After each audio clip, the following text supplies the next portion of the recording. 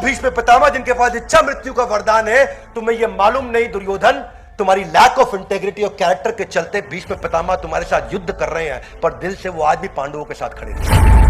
दुर्योधन की मानसिकता देखो, उनको पांडवों की टीम में कोई नहीं दिखा, उनको यह भी नहीं दिखा कि त्रिलोकीनाथ सर्वलोक महेश्वरम स्वयं श्री कृष्ण वहां बैठे हैं। जब तक आपको सामने वाले की डेप्थ, उसकी सप्लाई चेन की, उसके सप्लाईज की और उसके सप्लायर की नहीं पता चलेगी, तो आपको समझ नहीं आएगा कि वो लड़ेगा कितना लंबा। Ignoring to listen when it is most needed to listen. आप इतने अच्छे नहीं हो जितना अपने आप को अच्छा समझते हो, और सामने वाला इतना कमजोर नहीं है जितना आप उसको कमजोर समझते हो।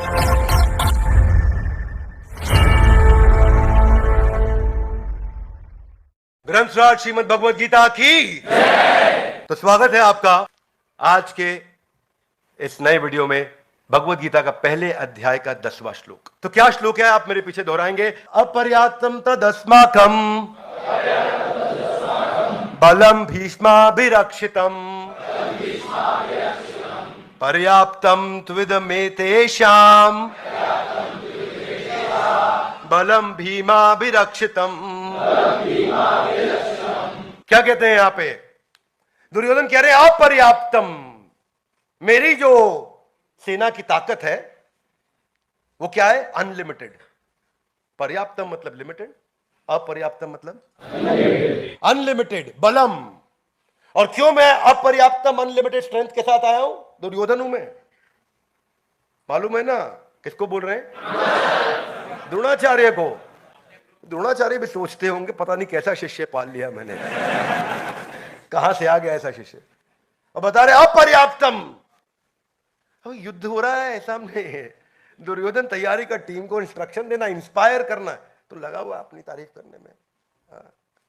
और क्या कह रहे हैं? कह रहे क्योंकि भीष्माभिरक्षितम, मेरे पास भीष्म पितामह है। यह बात ठीक है, क्योंकि भीष्म पितामह बहुत शक्तिशाली है।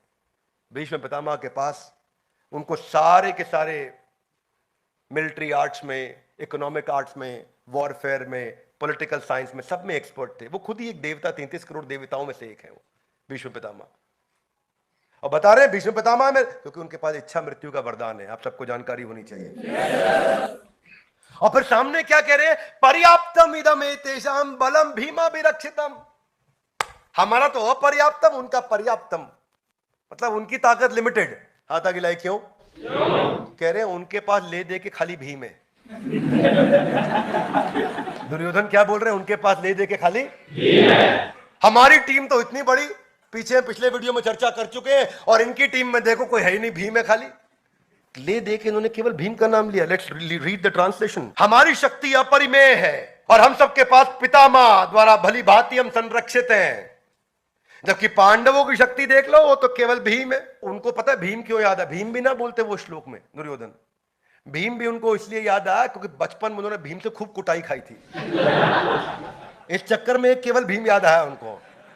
अर्जुन याद नहीं आया, युधिष्ठिर याद, कोई याद नहीं। अर्जुन, अर्जुन है भाई, तुम्हें अर्जुन याद नहीं आ रहा है। वो इसलिए है क्योंकि ना जो एक्सट्रीम इमोशन होता है वो कभी भूला नहीं जाता है।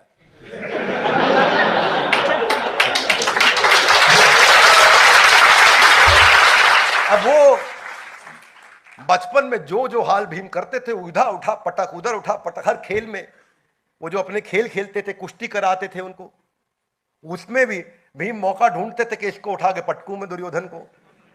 उस चक्कर में उसको कोई याद नहीं रहा। आप सबको याद है अमेरिका में ट्विन टावर में जो अटैक किया, कौन से साल में किया? 9/11। मुंबई में कब किया? 26/11। क्यों? एक्सट्रीम इमोशन है, याद रहता है। इंडिया श्रीलंका से वर्ल्ड कप क्रिकेट दूसरी बार जो फाइनल में वर्ल्ड कप जीता, कौन से साल में जीता? पहली बार कब जीता? 83। हाथ आगे लाइए। एक्सट्रीम इमोशन, एक्सट्रीम इमोशन याद रहता है। अब ये भाई साहब परसों रात को क्या खाना खाया इनको याद नहीं, किसी को याद नहीं। लेकिन आज से 10 साल पुराना, 20 साल पुराना इंसिडेंट आपको याद है। 26/11, 9/11। क्या मेरी बात समझ आ रही है? परसों आपने क्या कपड़ा पहना आपको याद नहीं, लेकिन 12 साल 20 साल पुराना इंसिडेंट किसी ने आपकी बेइज्जती करी होगी तो हर एक को याद होगा। Yes no? वही भगवद गीता में आ गया। आज वही दुर्योधन का हाल दिख रहा है। मैं भी सोच रहा था कि दुर्योधन की मानसिकता देखो, उनको पांडवों की टीम में कोई नहीं दिखा, उनको यह भी नहीं दिखा कि त्रिलोकीनाथ सर्वलोक महेश्वरम स्वयं श्री कृष्ण वहां बैठे हैं, उनको वो भी नहीं दिख रहा है। उसको खाली भीष्म पितामह अपनी साइड से दिख रहे हैं, हल्के में ले रहे हो। That's the problem with Duryodhana मानसिकता। ये जो है ना, इसको बोलते हैं playing my favourite trap, centre stage trap बोलते हैं, सेंटर स्टेज ट्रैप। ये पता है क्या ऐसे होता है सेंटर स्टेज ट्रैप? ये ऐसे होता है कि जैसे सरपंच है, सरपंच गांव में होता नहीं होता, सरपंच को 4 लोग माला ज्यादा पहना देते हैं तो उसके मन में ऐसा आ जाए कि अब तो मैं प्रधानमंत्री को हराऊंगा इलेक्शन में। तो दुर्योधन का ऐसा ही हाल था, है कि नहीं? और उनको लगा प्रधानमंत्री कोई है नहीं, खाली भीम है वहां। इसको बस भीष्म पितामह की तरफ देख के इशारे में बोल भी दिया, भीम को निपटा दो, बाकी सबको मैं देख लूंगा। आज भी उसको भीम का डर है, उसको पता है इसको नहीं छेड़ पाऊंगा मैं। इसीलिए कोई आदमी घबराहट में एक ही का नाम लिया ना, टेंशन में नाम एक ही का निकला, किसी और का निकल नहीं रहा नाम। This is called Waterloo trap and this is how we miss out. ये क्या इमोशन पे चल रहा है, वो मिस्ड आउट, इतना ऑक्यूपाइड है वो अपने ग्लोरिफिकेशन में कि कंपटीशन को एसेस नहीं कर पा रहा। उसको ये समझ नहीं आया कि जो भीष्म पितामह जिनके पास इच्छा मृत्यु का वरदान है, तुम्हें यह मालूम नहीं दुर्योधन, तुम्हारी लैक ऑफ इंटेग्रिटी और कैरेक्टर के चलते भीष्म पितामह तुम्हारे साथ युद्ध कर रहे हैं, पर दिल से वो आज भी पांडवों के साथ खड़े थे। वो चाहते ही नहीं थे कभी पांडव हारे, वो चाहते थे पांडव जीते। अंदर से भीष्म पितामह हमेशा चाहते थे पांडव जीते हैं, कृष्ण को प्रणाम करते थे वो। तो ये कंपटीशन एनालिसिस करना ना कर पाना कि कंपटीशन इतने दिन में, उसको क्या लगा दुर्योधन को, हम लोग राज्य में, हम लोग सत्ता में, हम लोग पावर है, हम एस्टैब्लिशमेंट है, ये एंटी एस्टैब्लिशमेंट है, ये इनके पास पावर है नहीं, ये बहुत दिनों से वनवास के बाद आ रहे हैं लौट करके, अज्ञातवास के बाद आ रहे हैं लौट के, इनके पास क्या है? ना सेना थी, ना ताकत था, ना धन था, ना ऐश्वर्य था, ना कुछ था। ये 5 पांडव जंगल से घूमते फिरते आके थोड़ी बहुत टीम बना के खड़े हो गए, केवल भीम है। दुर्योधन ये समझ नहीं पाया कि इतने दिन में ये कितने स्ट्रैटेजिक अलायंस करके आए हैं। वो समझ नहीं पाया कि इतने दिन में ये कितने राज्यों के साथ पार्टनरशिप करके आए हैं। वो समझ नहीं पाया इतने दिन में कितनी इंटरनेशनल अलायंसेस को साथ में लेकर के आए हैं पांडव। वो समझ नहीं पाया कि स्वयं श्री कृष्ण ने वहां पे, जो उसने खुद बहुत बड़ी गलती करी, जब कृष्ण अपने शयन कक्ष में आराम कर रहे थे और यह डिसीजन होना था कि कृष्ण किसकी तरफ होंगे, तो दुर्योधन पहले वहां पहुंचे, थोड़ी देर उनके चरणों के पास बैठे रहे और सोचे मैं राजा तो मैं हूं, क्यों चरणों पे बैठूंगा, सर के पास चले गए। इतने में अर्जुन बाद में आए और दोनों वेट करे कि भगवान की नींद खुले तो उनसे बात करे। भगवान की नींद खुली तो भगवान ने पहले अर्जुन को देखा, सामने मेरे चरणों में बैठा है। दुर्योधन ने कहा पहले मैं आया हूं, बात पहले मैं करूंगा। बोले आप पहले आए हो, लेकिन अहंकार के चलते आप आके मेरे सर के पीछे बैठ गए, वो मेरे चरणों में बैठा है, तो पहले बात करने का अवसर अर्जुन को दिया जाएगा। अर्जुन बताओ तुम्हें क्या चाहिए? तुम्हें मेरी नारायणी सेना चाहिए या मेरा मॉरल सपोर्ट चाहिए? दुर्योधन टेंशन में, वो बहुत टेंशन में, ये नारायणी सेना ले गया तो मेरा गेम ओवर ना हो जाए। ले दे के पांडवों के पास तो कृष्ण की सेना आनी थी और कुछ था नहीं। उसका कंपटीशन एनालिसिस इतना कमजोर। क्या होता है, स्टार्टअप आता है, सोचता है बाजार में मैं भी यूनिकॉर्न हो जाऊंगा, अभी रातों रात यूनिकॉर्न हो जाए। क्या बात कर रहे हैं, ऐसे फंडिंग आ रही है, बाहर ही तो खड़ा चेक लेकर के। ये सोच करके जो है अपना कूद जाते हैं बाजार में, देखते नहीं, प्रोडक्ट को समझते नहीं, मार्केट की प्रॉब्लम को समझते नहीं, कंपटीशन को समझते नहीं, और अपना सेल्फ ग्लोरिफिकेशन में आ गए और ये समझाने में लगे कि मैं कितना इंटेलिजेंट प्रोडक्ट लेकर के आऊं, मेरा आइडिया स्टार्टअप का देखो। और वही दुर्योधन ने वहां पे टेंशन में आ गया, अर्जुन मांग लेगा। तो जब पूछा भगवान ने क्या चाहिए अर्जुन तुमको, तो उन्होंने कहा कि भगवान मुझे नारायणी सेना नहीं चाहिए, मुझे स्वयं नारायण चाहिए। मुझे नारायणी सेना नहीं चाहिए, मुझे स्वयं नारायण चाहिए। उधर से दुर्योधन मंद मंद मुस्कुरा रहा, बहुत बेवकूफ निकला है, इतना मंद बुद्धि होगा अर्जुन मुझे मालूम नहीं था। तो यहां दुर्योधन चेक भी कर लिया, भगवान आप क्या करोगे इनकी तरफ से, आप तो मॉरल सपोर्ट दे रहे हो। तो उन्होंने कहा हाँ अर्जुन ध्यान रखना, मैं युद्ध में पार्टिसिपेट नहीं करूंगा, मैं खाली बैठूंगा, कोई गाइडेंस चाहिए हो तो ले लेना। कहो वो ज्यादा से ज्यादा तुम्हारा ड्राइवर बन जाऊंगा, इससे ज्यादा कुछ नहीं करूंगा, युद्ध नहीं करने वाला मैं। तो अर्जुन ने कहा भगवान जिसके पास आप आ गए उसके पास सब आ गया, मेरे को आपकी मेंटरशिप, आपकी गाइडेंस, आपकी कोचिंग, आपकी टीचिंग, आपकी एडवाइस चाहिए बस। आपकी शक्ति आ जाए तो सब हो जाएगा। दुर्योधन को एक्चुअली लग रहा था कि जब भगवान ये बात बोल रहे हैं ना कि भाई मैं युद्ध नहीं करूंगा, अर्जुन दोबारा कंसीडर कर लो अपने डिसीजन को, मैं केवल तुम्हारे साथ रहूंगा, एडवाइस दूंगा, युद्ध नहीं कर। तो दुर्योधन दोबारा टेंशन में आ गया, भाई अर्जुन डिसीजन ना बदल दे कहीं।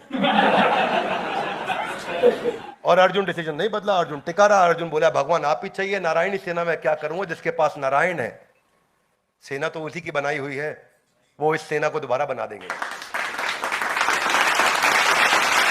दुर्योधन के साथ दुर्योधन एकदम खुश छलांग मारा। दुर्योधन ने बोला अब तो भाई देखो बची कची कृष्ण की सेना उनको मिलनी थी, वो भी हमारे पास आ गई। तो we are living in a society of limited self reflection.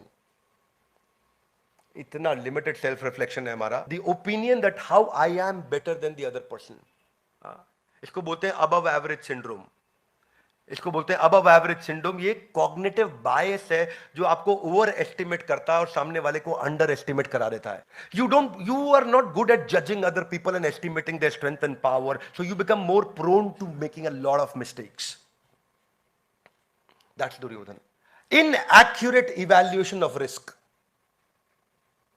वो रिस्क को इवैल्यूएट नहीं कर पाया दुर्योधन कि सामने वाले क्या क्या तैयारी करके बैठे हैं। वो अपनी टीम की तारीफ कर रहा है और ये अंडर एस्टिमेशन जो था इसने फंसा, क्योंकि अभी तक केवल अपनी तारीफ कर रहा था, अब यहां ये भी बता दिया कि सामने वालों में तो केवल भीम बैठा, वहां कोई है ही नहीं।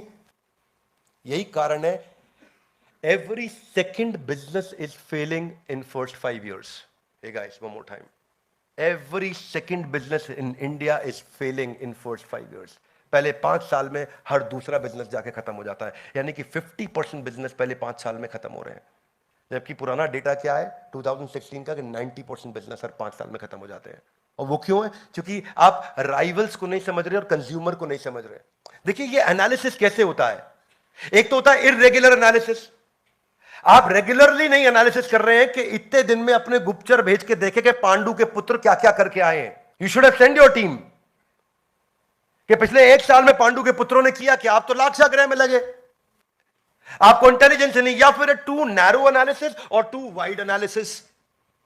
टू नैरो एनालिसिस मतलब अपनी तारीफ करते जा रहे हैं, और टू वाइड एनालिसिस मतलब आप एक्चुअली एसेंसी मिस कर गए। इतना दूर से इतना बड़ा बड़ा, इतना दूर से इतना हेलीकॉप्टर व्यू देखा कि आपको एक्चुअली समझ ही नहीं आया कि हुआ क्या, पीछे टीम कितनी है और कितनी डेप्थ है और कितनी विड्थ है और क्या वाइड असॉर्टमेंट है कि डीप असॉर्टमेंट है कि स्क्रैम्बल्ड असॉर्टमेंट है, आपको समझ ही नहीं आया। ये सारे डेंजरस है। आपको ये पता नहीं कि सामने वाली टीम की लिक्विडिटी क्या है, उसकी प्रॉफिटेबिलिटी क्या है, वो कितना कैश रख के बैठा है कंपटीशन। जब जियो आया था बाजार में, इतना कैश लेकर के आया था कि सबका गेम ओवर किया उसने। आपको राइवल को समझना चाहिए कि एयरटेल इतनी बड़ी स्ट्रेंथ से केवल एयरटेल बचा, बाकी सबका मर्जर डीमर्जर और सबका गेम ओवर हो गया। आप जानते हैं जियो का सारा एक्सपीरियंस, कितने लोग तेजी से जियो पर स्विच किए।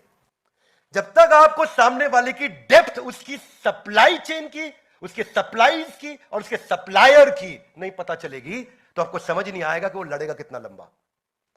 सप्लाई और सप्लायर्स, कितनी सप्लाईज है और कितने सप्लायर्स हैं। यानी कि आज पांडवों की सेना में कितना एम्यूनेशन और कितनी टीम है और कितने लोग पीछे से आ रहे हैं जो सप्लाई देते चले जाएंगे। चाणक्य पंडित ने धनानंद को समाप्त करने के बाद या उसी दौरान चंद्रगुप्त मौर्य के साथ में मिलकर सिकंदर की टीम को उसकी सप्लाई काट के खत्म किया था। पोरस ने भी यही किया। Are you with me loudly? Yes no? पीछे से तो सप्लाई आ रही थी, उसको खत्म किया, आगे की टीम खत्म। योगेंद्र सिंह यादव जी के साथ एक वीडियो 15 अगस्त को दिया हमने, और उसमें उन्होंने क्या बताया कि 21 घंटा लगता था मुझको पीछे बैकपैक लेकर के चढ़ने में, जाकर के कारगिल के युद्ध में, और हम 4 लोग जाते थे ताकि एम्यूनेशन और खाने का सामान ऊपर पहुंचाए। वो थी उनकी सप्लाई। और हमेशा कंपटीशन देखता है कि सप्लायर और सप्लाईज को खत्म कर दो, इसका गेम ओवर हो जाएगा। यहां दुर्योधन लगा हुआ था कि मुझको हल्के में ले रहे हो आप। दुर्योधन बिल्कुल भटका हुआ था। वो समझ नहीं पा रहा था। ब्लॉकबस्टर, ये वो कंपनी थी 1985 से 2010 में जाके बैंकरप्ट हुई। मैसिव बिजनेस, वीडियो गेम और होम मूवी रेंटल्स के अंदर सबसे बड़ा जायंट था दुनिया का। आपकी जानकारी के लिए 85,000 एम्प्लॉय थे, 10,000 आउटलेट पे काम किया करते थे ब्लॉकबस्टर में। इतनी बड़ी ऑर्गेनाइजेशन थी ब्लॉकबस्टर। मूवी देखनी होती थी पहले, डीवीडी मिलती थी आपको, कैसेट मिलती थी, वीसीआर कैसेट लगाते थे, याद है आपको? टर्मिनेटर मूवी घर पे ला करके देखा करते थे हम, enter the dragon, English movie India में नई नई लोगों ने देखनी शुरू करी थी उस समय। तो ये ब्लॉकबस्टर, इसके इसके 10,000 स्टोर थे दुनिया भर के अंदर, 2004 में बता रहा हूं मैं आपको, अपने पीक के समय में। पर जो ट्रांजिशन डिजिटल मॉडल की तरफ चल रहा था वो नेटफ्लिक्स लेके आ रहा था। नेटफ्लिक्स सन 2000 में चालू कर चुका था कि डिजिटल तैयारी होगी आगे, क्योंकि इंटरनेट उस समय .com का जो बहुत तेजी के साथ जो ग्रोथ आ रहा था उसको 96 से ये समझ रहा था, और उसको समझ आया कि आगे चल के मूवी लोग सीधा इंटरनेट से देखेंगे। सन 2000 में इसके पास ऑफर आई थी नेटफ्लिक्स को खरीदने की केवल $50 मिलियन में। एक हम कितने में? चिल्लड़ थे, चिल्लड़, इनके लिए $50 मिलियन। और आज वही नेटफ्लिक्स डिजिटल रेवोल्यूशन के कारण $101 बिलियन पे है, और ये भाई साहब 2010 में बैंकरप्ट होकर गेम से बाहर हो गए। इसका भी एनरॉन हो गया। क्या हो गया? एनरॉन हो गया इसका भी। ये ट्रांजिशन को नहीं पहचान पाना। जनरल मोटर, भाई साहब जनरल मोटर कितने साल चली मालूम आपको दुनिया में? 101 साल चली। 1908 में आई थी, 2009 में बैंकरप्ट हुई। क्यों जनरल मोटर बैंकरप्ट हुई? क्योंकि वो नई टेक्नोलॉजी में पैसा ही नहीं लगाया उसने कभी। अमेरिकन कंपनी जायंट, इतना बड़ा जायंट, 100 साल से ज्यादा काम किया उसने, पर ब्लेटेंटली कंपटीशन को इग्नोर किया और नई टेक्नोलॉजी में इन्वेस्ट नहीं किया। और सबसे प्यारा उदाहरण जो आप सब जानते हैं, जिसकी आप रोज बात करते हैं, वो कौन था? नोकिया। क्यों नोकिया का गेम ओवर हुआ? सबसे बड़ा कारण क्या था? नोकिया को लगता था मेरी ब्रांड की रिकॉल बड़ी है, बस मैं लेट भी लाऊंगा मोबाइल चलेगा, लोग फिर भी मेरे पास आएंगे। जितने में नोकिया एक मोबाइल की पीपीटी तैयार करता था चाइना, उतने में 3 मोबाइल निकाल के ले आता था। और वो कारण है, एक बार पोजीशनिंग खराब हुई, आज वापस नोकिया को उठने में कितनी दिक्कत आ रही है ये हम सब जानते हैं। Would you agree with me? Yes, no? बस ये जो है ना, ये जो फीलिंग है कि मेरा ओवर एस्टिमेट करना अपने आप को। नोकिया का बार बार स्टेटमेंट क्या आता था कि मेरे ब्रांड का रिकॉल वैल्यू इतना स्ट्रांग है, मैं मोबाइल लेट भी लेके आऊंगा तो लोग मेरा ही लेंगे। और उसी के कारण गेम ओवर हुआ। Ignoring to listen when it is most needed to listen. जिस समय सबसे ज्यादा जरूरी है सुनना, तब भी आप नहीं सुनने को तैयार हो रहे, तो क्या सुनोगे भैया? आपका भी एनरॉन हो जाएगा। Trying, you should listen to the truth when the truth is available, publicly available. ऐसे लोग क्या करते हैं? सेंटेंस कंप्लीट नहीं होने देते सामने वाले का, बीच में टोक के बोलते हैं, बीच में रोक के बोलते हैं।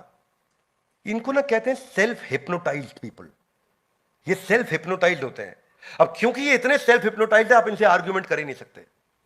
क्या नहीं कर सकते?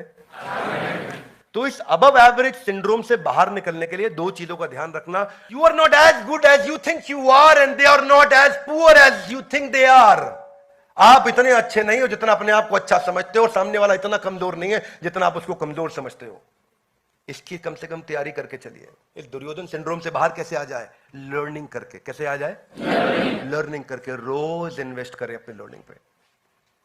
दाया हाथ आगे लाइए, बोलिए आज से अपनी लर्निंग पे रोज समय लगाऊंगा। ये वचन लेना चाहिए, हर इंसान को ये वचन लेना चाहिए कि मैं ये वचन लूंगा, अपनी लर्निंग पर लगाऊंगा।